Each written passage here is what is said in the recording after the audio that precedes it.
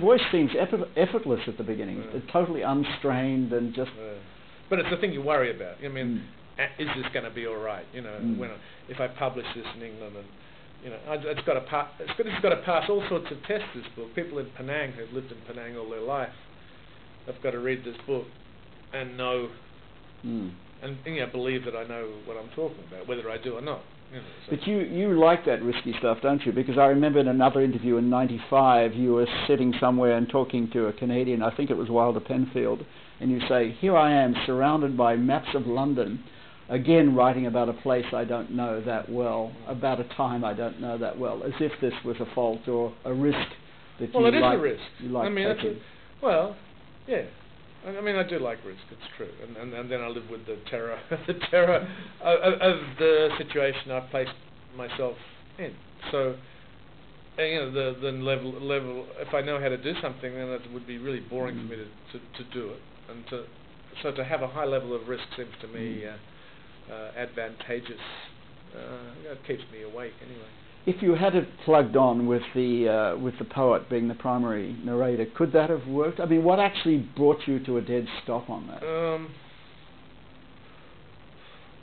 Well, I think I mean, to deal with that existential dilemma, you know, the fact that you're born at the age of 24, and what you know, what you don't know. But you had a 138-year-old man in another book. That's not too much of a problem. What do you mean it was not too much of a problem? Well, you have a sort of magical... What do you mean by that? No, you have magical realism in your books. Garcia Marquez-like. But you've got to make it all work. You've got to make it work logically. You've got to make it work. You know, no matter how fanciful your idea.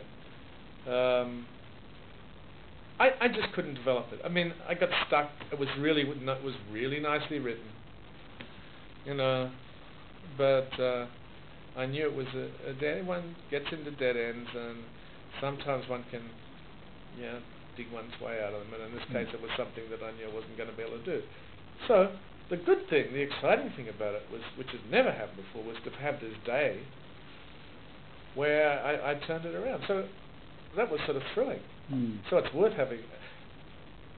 No, I don't believe I could have made it work. I was wandering around, and this other way of doing it enabled me to really address the issue more directly, and what came out of my failure, my first failure, was the voice of McCorkle's voice, the voice of the monster, you know, and so how he is and how his character is and how he talks to his creator has I think a certain depth to it, and it comes from having done all that seemingly wasteful work when I was barking up the wrong tree. But I know him, and so later when I came to write, those bits were really easy to write. So everything sort of fell into place once you'd made that breakthrough. Yeah.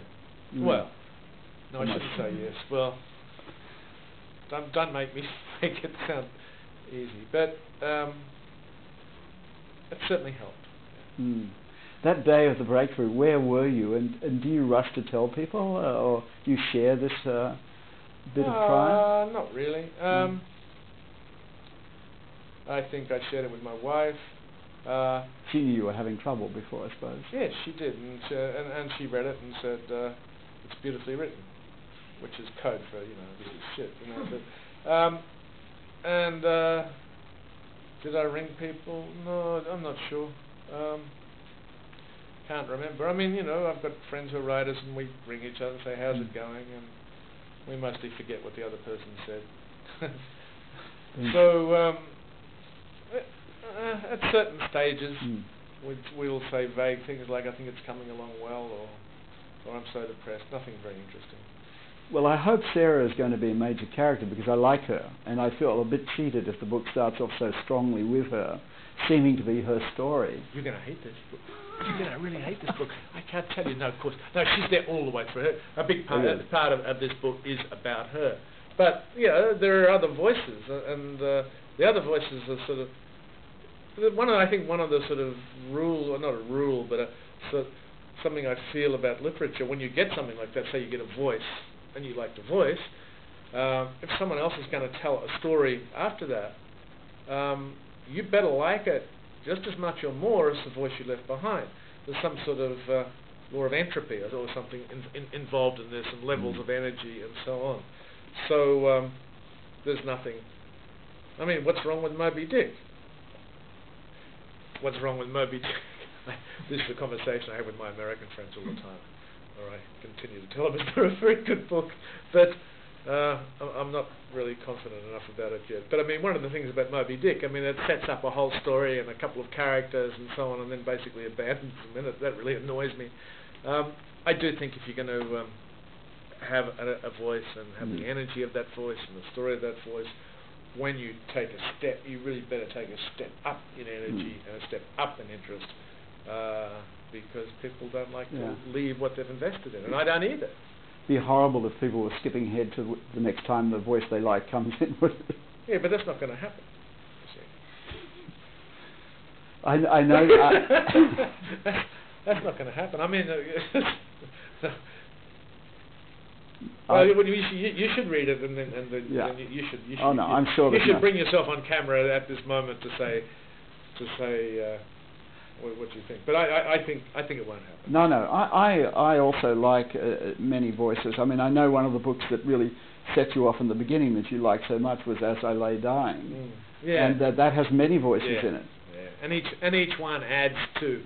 I mean, I think one of the really basic things about fiction, isn't it, is that as you proceed, we get bored when we're told the same thing that we already knew, and we're invigorated and interested when we keep learning new things. And one of the wonderful things about As I Lay Dying is that you get the truth or the story given from so many different facets, and it's not only that you're learning about the characters, and it's not only that you're learning about the actions, but these different facets of truth, or the things that make up truth are presented to you. So that's new information all the time. Now that is a very strong driving story. I mean, this woman must be buried, they must get to this town where she wants to be buried. I read somewhere that you plot your stories, you sort of chart them. I had a sort of image of a wall chart actually, and that in fact you got the action right first and then you sort of filled in the characters. Is that true? It's sort of, well, it's an interesting misrepresentation, I think. I think that, well, I have a story. I often know where I want to, well, everything's different, and to simplify is stupid, but I do it all the time, so never mind. I mean, often I want to just get to the ending of something. Oscar and Lucinda, I want to get to that moment, where the church is going down the river, because that's really what's engaged me symbolically and so on, and so everything's geared to getting to that moment. I do sort of chart it out, but I never know who the people are. They're required to do certain things, so I discover them. I can say that I think the story, or one of the images that I often use, which I've been saying for about 20 years, so please don't be bored, but it is like a journey. You sort of plot loosely, like if you're crossing ridges, in bushwalking. You've got to be at that ridge there, that ridge there, that ridge there, and God knows what's going to happen to you when you get down into the valleys, and who you're going to meet, or what you're going to have to build, or whatever. So it's sort of like that. There's the notion of something being tightly plotted in advance, or anything being really worked out too much in advance. To me, movie people have to do this, and it's sort of offered to pitch a story. They've got to write a synopsis first, or to me that's like hell, because for me the excitement is being able to invent and face those problems as they go along. So both things happen. You've got an idea, you think you've got an idea, you've got the beginning of an idea, and then you've got to be at once strict in one way and totally intuitive in another, and be prepared to match your ideas and your discoveries.